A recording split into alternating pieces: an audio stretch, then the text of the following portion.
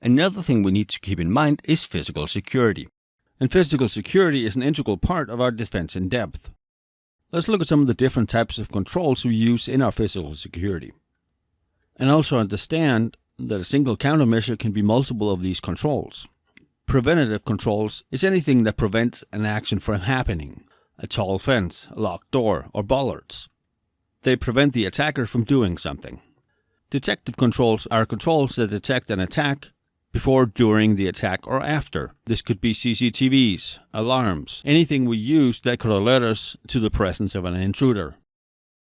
Deterrent controls are anything that would deter an attacker from trying to compromise our facility.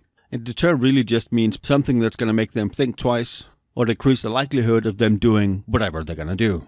This could be fences, security guards, dogs, lights, or just a beware of dog sign. Many burglars completely avoid houses that have a beware of dog sign. It's less important if there really is a dog. There are hundreds of other houses that don't have the dog and don't have the sign. And as you can see here, fences is also a deterrent control. And we all know fences are not just fences. I mean, they can be a couple of feet tall or 10 feet tall with barbed wire at the top. So a 5-foot or 6-foot fence with no barbed wire might be a deterrent control, whereas an 8-foot fence with barbed wire at the top could be a preventative control. Compensating controls is anything that tries to compensate for controls we can't implement because they're impossible or is simply too expensive to implement them.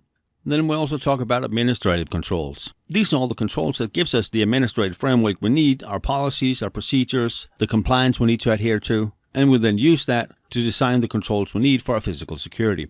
Let's look at some of the physical security elements we could have in or around our facilities. We've talked about fences gives us both a deterrent and a preventative measure. So a small fence that's 3 or 4 feet tall, or 1 or 1.2 meters tall, might deter someone.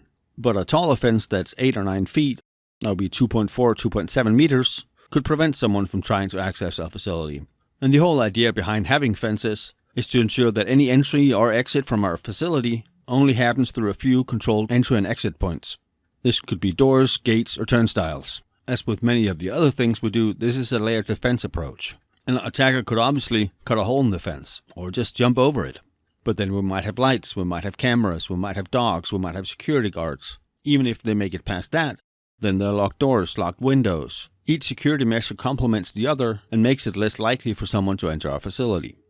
The entry and exit points in our fences, we would there use gates for instance.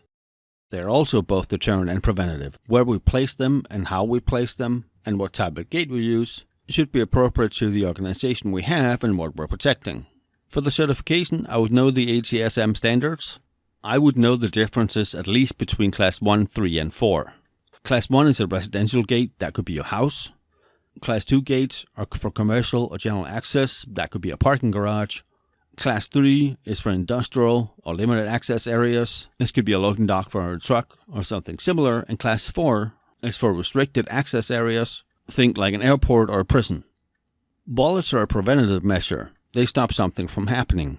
When I was taking my CISP exam, I actually didn't know what a bollard was. Well, that's not true. I'm not a native English speaker.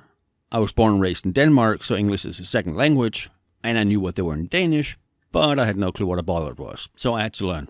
Bollards are the often heavy-duty cylindrical objects that can prevent a car from entering a pedestrian street, or would be outside a shopping mall to prevent cars or trucks from entering a certain area. Many places use planters, flowers in them. They do the same thing. It's a big heavy concrete object, but it looks a lot nicer than the solid steel cylinders that many other places use. Most of them are just attached to the ground static, but some of them can be raised and lowered to allow entry for permitted traffic and prevent everything else. I've seen at least a couple of movies where the hero is trying to escape in a car. They're driving in or out of a restricted area. The bollard starts rising from the ground. They just barely make it through, and the cars behind them slam into them. The types that can be moved up and down, or just unlocked and removed manually, are not super common in most places, but they are very common in military or high-security private companies. Because again, our countermeasures should be appropriate for whatever we're protecting. Lights can both be detective and deterrence. If our area is fully lit, we can probably see someone trying to sneak in. If not in person, we might see it on the CCTVs. So that makes them detective. And then deterrence, even if we don't notice them, people feel exposed when an area is fully lit, so they might not try to compromise our facility. The lights should of course illuminate the full area. They're not very effective if 90% of the area is lit up and 10% of it is in the dark. then the attacker will just go in the dark area. Most lights used like this are static. They're the high-powered floodlights or something similar that lights up a huge area, but they can obviously also be moved manually or automatically. Fresnel light comes to mind. That's the searchlights. You've probably seen them in prison movies or something like that. And you've probably also seen the prisoners figuring out the patterns and then planning their escapes around that. So if we do use Fresnel lights, they should be in a random, non-predictable pattern. And you should also know that lights are measured in lumen, and that would be either lumen per square foot, or lux, or much more commonly used, lumen per square meters. I've mentioned CCTVs a couple of times. That's closed-circuit television, but in actuality it's a camera. And also understand the difference between these and IP cameras. That would not be closed-circuit. They're both detective and deterrence. They detect it by seeing the attacker, and they deter the attack. An attacker is much less likely to try to enter a facility if he knows it's monitored. We use them both on the outside of the perimeter of a facility as well as inside. A normal CCTV just uses the regular light spectrum, so we need to ensure for those we have enough lighting so it can actually capture what's going on. If the light is off in a room, the camera's not going to pick up anything. If we have areas that are kept in the dark, we could consider using infrared cameras. They'll pick up heat signatures, and they work just the same in light or dark. The infrared cameras are not the ones you see in a lot of movies that are just light enhancers where it's all green. It's the ones where the different heat signatures have different colors. You can either think of the Predator movies if you're old enough to have seen those, or even one of the weather maps that you see on the TV online where you see the different colors for the different temperatures. That's pretty much what an infrared camera picks up. It's very likely you can find some of the older cameras that are analog and used videotapes for storage, often VHS, still being used out there, but the quality on them is often very bad. The picture is unclear, you can't really see what's going on, it's going to be hard to recognize who's actually there, and in most cases it's going to be inadmissible in court. The quality is just too bad.